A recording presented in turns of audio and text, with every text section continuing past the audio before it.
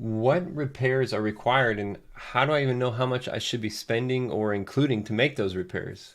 Well, I tell you what, I'm going to share with you some of our uh, cheat sheet values for the repairs, and really the process and how we make the decision on what repairs should be made.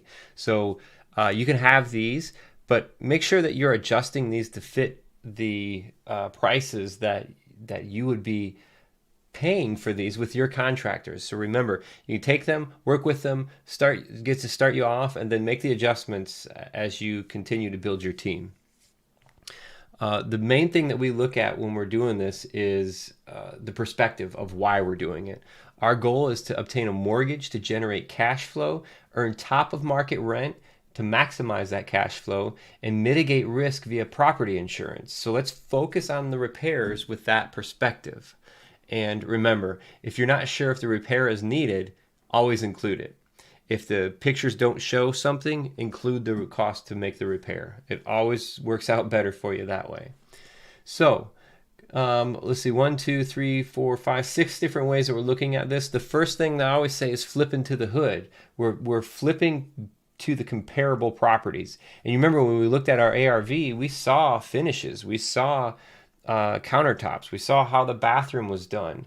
That's what's driving in my mind the repairs I need to make on my property to make sure that I meet that same appraised value that that property would that sold for that price, and I can be competitive with the renters who are looking at that property. If I'm charging $1,500 for a property and they've got granite countertops and tile showers, I better have granite countertops and tile showers, because would you pay the same amount of rent if you had the choice? Would you pay the same amount of rent for something that was half as good? Probably not. So that's what we say, flip to the hood. Match the construction quality, finish levels, and upgrades to those of the comparable properties that we found when we were generating our gross rental income and our ARV. Capital expenditure versus cash flow. So what does that mean? Well, I want to make sure for me when I'm making investments, my big ticket items are taken care of. And that's furnaces, that's roofs, windows, siding, all of that stuff. Because when I have to pay for that, when I've got a tenant in place, I disrupt the tenant. I don't get to write them off the same. It affects my cash flow. So what I want to do is I want to make sure I'm taking care of the capital expenditures for at least 10 to 15 years when we acquire this property. I don't want to have to worry about the big ticket stuff for at least 10 to 15 years. Insurance. I want to keep the house and the owner safe and make sure the insurance provider will insure the property. And you can get a list from your insurance provider as well too. And a lot of times these insurance providers are looking for roof condition, tree limbs touching the house or the roof, the exterior condition of the property, peeling paint, rotten wood, stuff like that. Crack in the patio, walkway or driveway that may cause tripping. Overgrown vegetation or moss on the exterior of the home or roof. How clean are the gutters? If there are trees growing out of the gutters. Windows and doors are sealed properly. Dogs. You got to make sure in the tenant case that you don't have a breed of dog that the insurance provider won't insure your house. And pools. All pools must be fenced in. When we're looking at long-term properties, I don't want anything to do with a pool. A different case may be for short-term properties, a little bit different for the Airbnb, VRBO stuff. Wear and tear. Another thing we're looking at is wear and tear.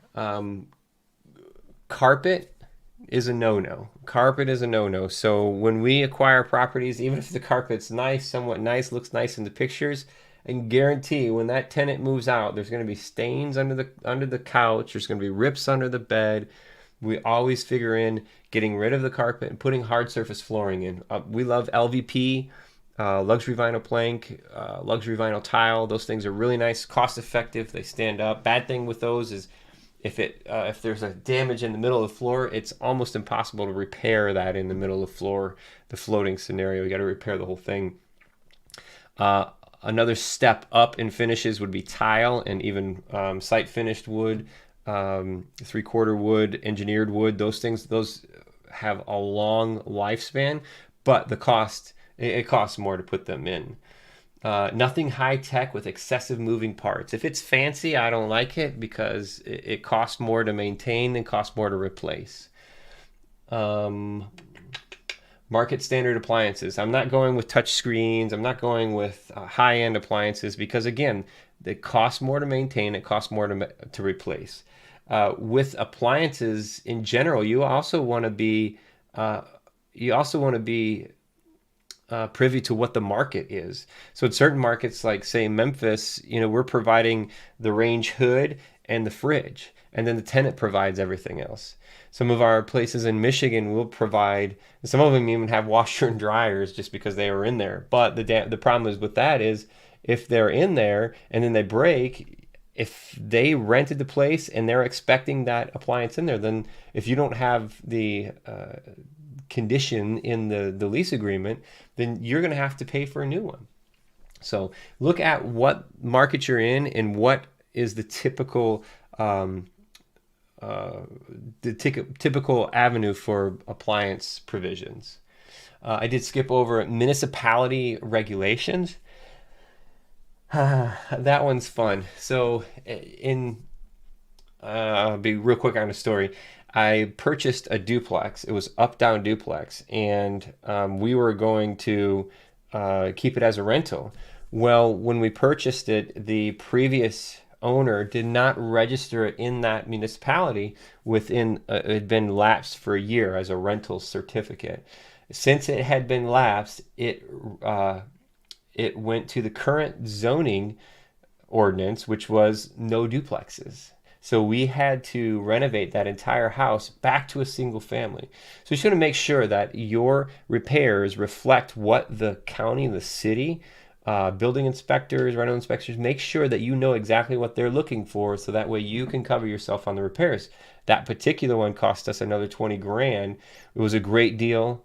We did very well in the house, but it cost additional 20 grand just because the city wouldn't let us do what we wanted to do. We had to do what they wanted us to do. Other things with the municipality regulations: egress. Is it a bedroom? Does it have an egress? Does it have two means of egress? Egress is just exits.